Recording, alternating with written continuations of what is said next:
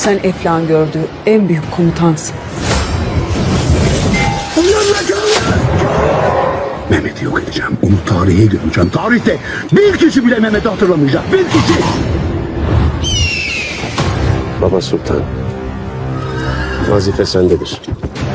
Osmanoğlu mülkünün deli evlatlarına haber ilet. Ferman Hakan'ımızındır. Yola tez varın. Zulmün cezasını tez verin. Allah babamın yanına gittiğim zaman onların yaptığı bütün zalimlikleri anlatacağım.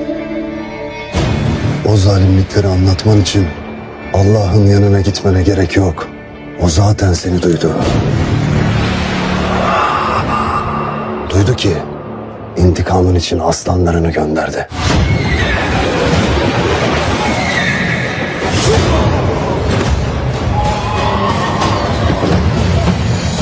Majesteleri, bu silahla bütün şehirleri fethedeceksiniz. Hakan'ımızın fermanı cümle mazlumların ahı içindir.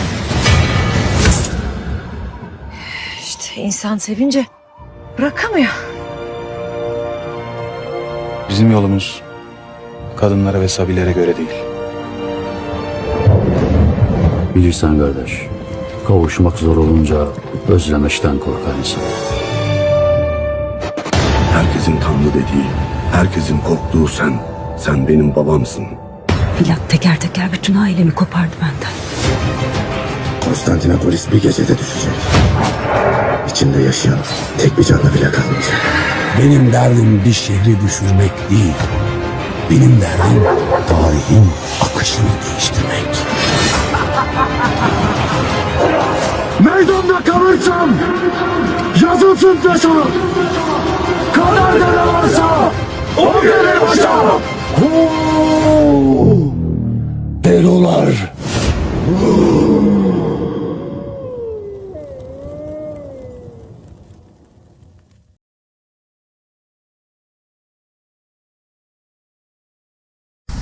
पंद्रहवीं सदी ईस्वी में सुल्तान मोहम्मद के हाथों कुस्तुनतुनिया की फतह के बाद सल्तनत उस्मानिया मजबूत बुनियादों पर मुस्तहकम हो चुकी थी।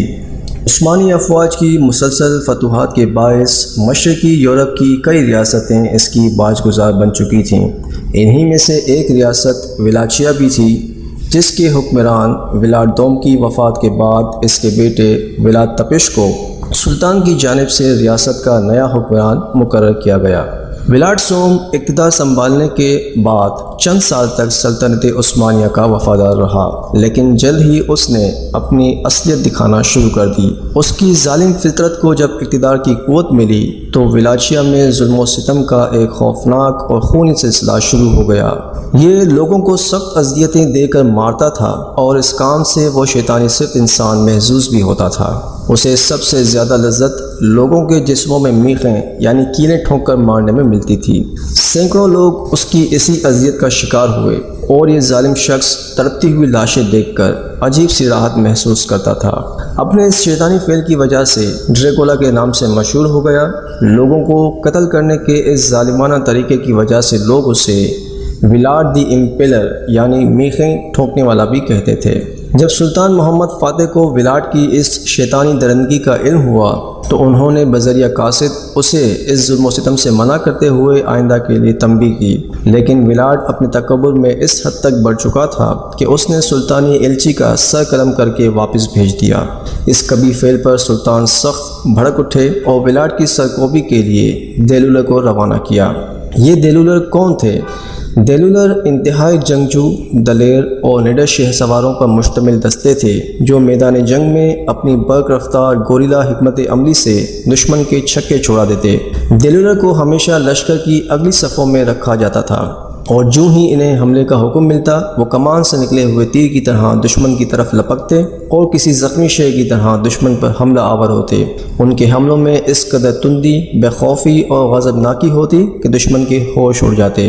देलुलर लफ्ज़ देली की जमा है जिसका मतलब है निडर, बेबाक, दलेर, सरफिरा। یہ ہمیشہ جانوروں کی کھالوں پر مشتمل لباس پہنتے اور پشت پر بڑے بڑے پر باندھتے تھے۔ ان کا حلیہ ایسا ہوتا تھا کہ دشمن پر دہشت طاری کر دیتا۔ وہ ہلکے ہتھیار لیکن تیز رفتار گھوڑے رکھتے تھے تاکہ نقل و حرکت میں کوئی رکاوٹ نہ آئے۔ ان دستوں کو 15ویں صدی کے نصف میں تشکیل دیا گیا تھا، لیکن تقریباً 400 سال بعد 1829 عیسوی میں سلطان محمود ثانی کی عسکری اصلاحات کے نتیجے میں انہیں تحلیل کر دیا گیا۔